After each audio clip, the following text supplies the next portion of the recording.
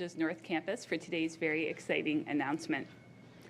We're so pleased to have with us here today the Honourable Paul Calandra, Minister of Long-Term Care. Where is he? It's great to welcome you to campus for today's announcement and to have the opportunity to meet with some of our staff and the amazing students in our Faculty of Health Sciences and Wellness. To begin today's program, I would like to acknowledge the land that we are on. Humber College is located within the traditional and treaty lands of the Mississaugas of the Credit. Known as Adobegoak, the place of the alders in Michi-Saugig language, the region is uniquely situated along the Humber River watershed, which historically provided an integral connection for Anishinaabe, Haudenosaunee, and Wyandot peoples between the Ontario Lakeshore and the Lake Simcoe, Georgian Bay regions. Now home to people of numerous nations, Adobegoak continues to provide a vital source of interconnection for all.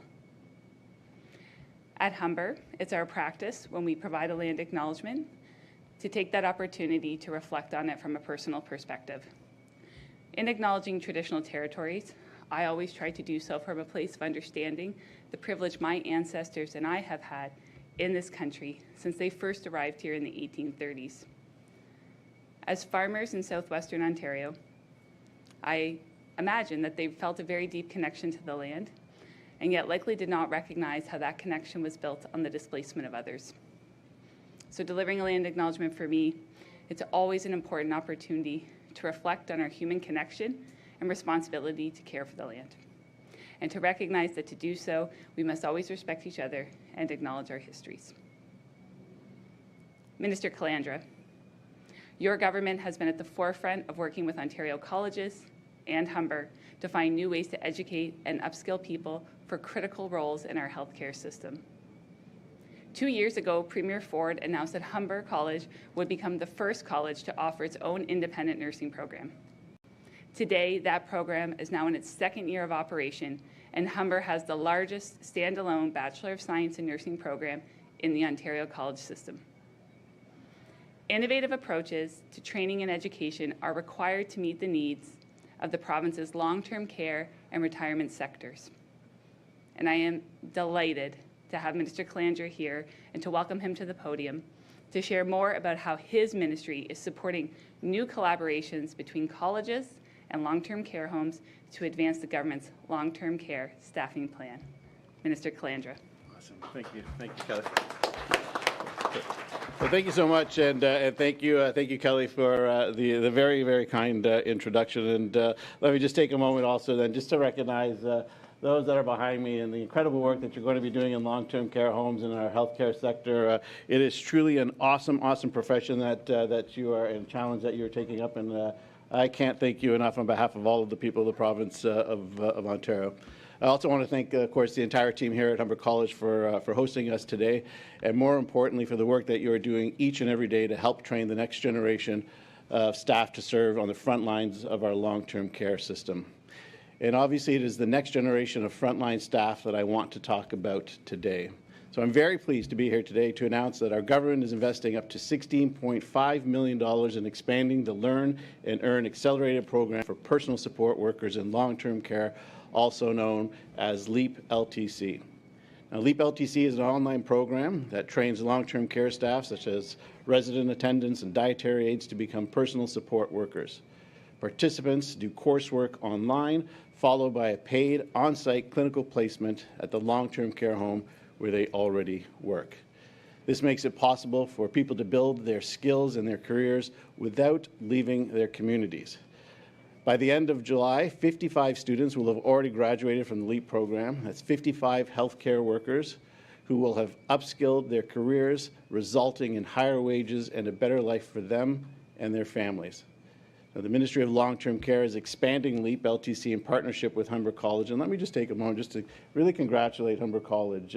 This is a program that they put together. They have pioneered and have been doing extraordinary work. So I can't thank Humber College. What a great partner that you have been and you continue to be and will be for many, many years to come.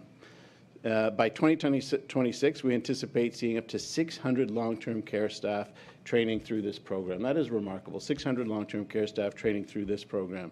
Now, our investment in LEAP LTC will increase the care available for residents, helping long-term care workers grow their careers and support the staffing needs of rural, remote, and northern long-term care homes.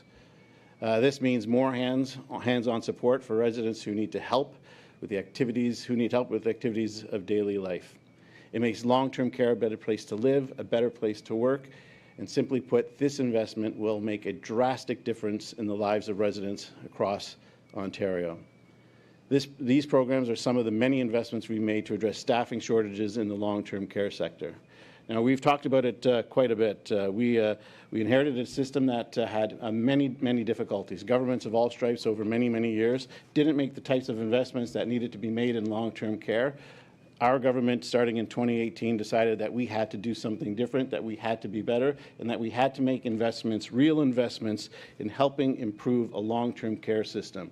We understood very clearly that we had to not only build new long-term care homes across the province of Ontario, and as part of a 58,000 new and upgraded long-term care home program across the province of Ontario, but we heard very clearly from our partners in long-term care, our partners in health, and the residents in our long-term care homes that they wanted us building homes in the communities that they helped build. They didn't want to be moved out of their communities. They wanted to be close to their family and friends, and our long-term care building program does that. We also learned during COVID that we had to do better on staffing in our long-term care homes. Now, we knew from those people who are working in long-term care, they have been telling governments time and time again that they could do more, that there could be better outcomes in long-term care.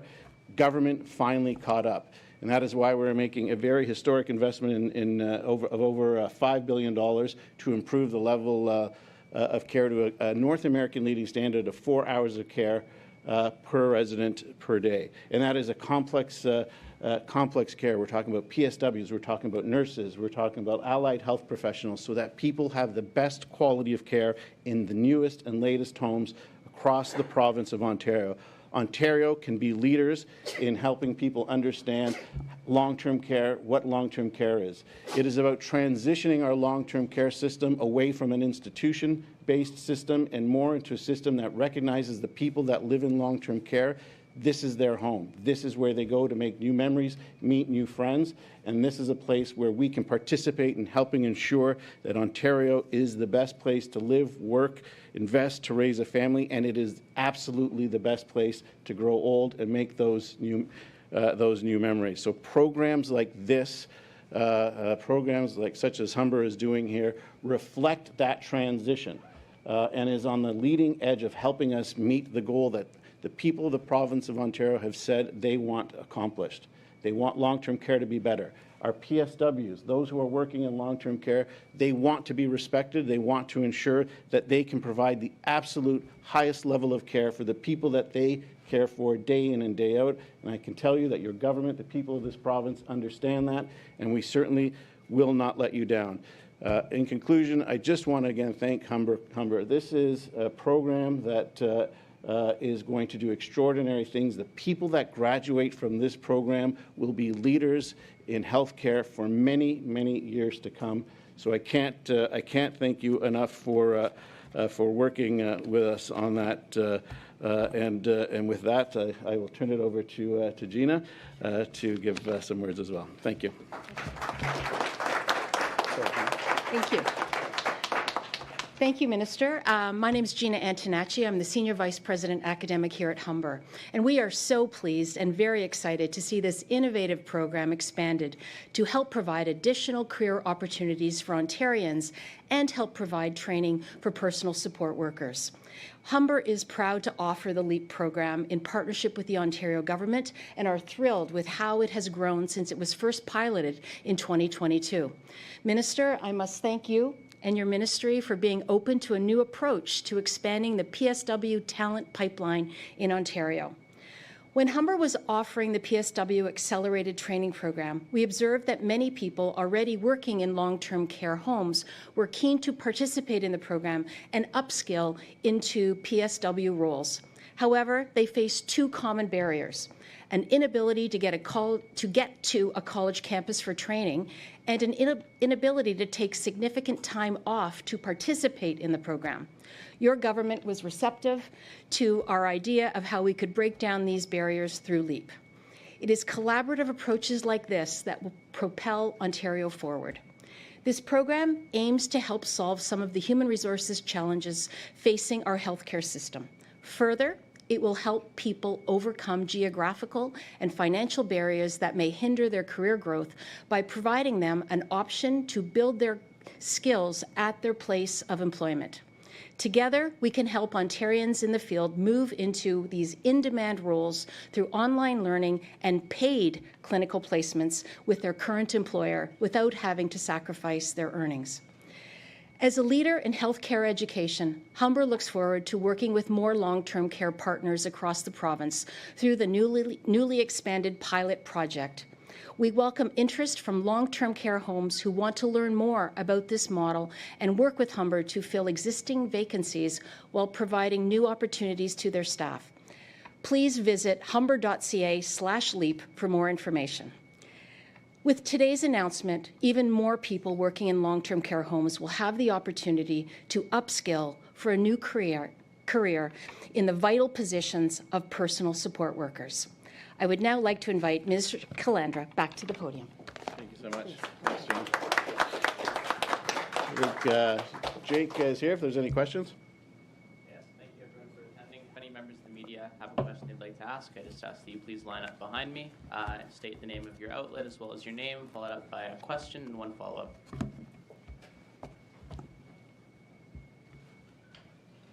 Hi, Minister. Hey, good morning. Thank you for taking my question. I'm Katie Peterson with CBC. During the pandemic, Premier Doug Ford promised to hold the long-term care homes that had the worst outcomes accountable. And Orchard Villa, which had one of the worst outcomes during the pandemic, they're getting money, taxpayer dollars, to expand now. How do you explain that to the families who are angry about this and who feel like they're not getting listened to? Yeah, so the first step in that was ensuring that we brought in new legislation. So we brought in the Fixing Long-Term Care Act. And the pillars of the Fixing Long-Term Care Act are some of the toughest, not some of, the toughest regulations in North America when it comes to our expectations of our partners in long-term care, and that includes Southbridge. We back that up with hiring more inspectors, just onboarded another 156 inspectors. We back that up with the development of an inspections branch through the ministry. So we have the highest inspector to home ratio in the country. We back that up again with some of the toughest and highest administrative monetary penalties, and we have not been shy to issue those penalties when homes of all not-for-profits, municipals. I just a fine of $25,000 to a municipal home that had air conditioning but hadn't turned it on. So we will be relentless in our pursuit of what we say is excellence. But the other part of it too, if I can say this, is the increasing in the level of staffing, right? So when we took office, the average was about 2.5 hours a day. We've said that we're going to go to 4 hours of care. When you talk specifically about Orchard Villa, there's a home that should have been torn down many, many, many years before, but there was no program by the previous government to take those old homes with 4-bedroom ward beds out of the system. So we will ensure that all of our homes live up to the highest standards. We have the investigations, we have the inspection regime in place to do so, and I am unapologetic for wanting to build 58,000 homes across the province of Ontario. It's my mandate, and I will get it done. Fair. Many of those homes that are expanding that Sure. you're talking about, the ones that have had, some of them have had penalties. Yeah. Some of them haven't, who have had plenty of repeat offenses, even recently. What have been the consequences for those homes that have had really poor outcomes during the pandemic and the ones that have repeated non-compliance since then? Yeah, as I say, we have one of the highest inspection regimes in North America. Our inspectors are working with our homes so that they can live up to the expectations of the Fixing Long-Term Care Act. That is an ongoing, frankly ongoing. We also have the investigations branch. But at the same time, we have increased the level of care. We've eliminated the 3 and 4 bedroom wardrooms, which was such a problem to us during the pandemic. I think people forget that we had a system in this province. Look, the reality is that when we took office, 42% of our homes had air conditioning. It is absolutely obscene that we had to actually bring in a program to have all of our homes get air conditioning. But we got it done. We increased the level of care. We're increasing it to 4 hours a day in all of our homes. And we are tearing down, frankly, Orchard Villa is a great example. Should have been torn down many years before. We will tear that home down, and we will build a brand new state-of-the-art home with infection prevention control. Everything that we learned in the pandemic will be brought into not only that home, but all of our long-term care homes. It's part of the transition to ensuring that our homes aren't institution-based. They are homes. They are homes where people will go to make new memories, supported by the toughest inspections, supported by the toughest regulations, but more importantly, supported by a massive team of people, PSWs, nurses, nurse practitioners, allied health professionals who will make sure that we have the highest quality of care as well. Thank you, Minister. Thank you. Sorry, that was a long answer. I apologize for that. That's it. Do we have any other questions? All right, seeing none. All right. Thank you so much. Thank you, everybody, and thank you to you guys. You're doing a great job.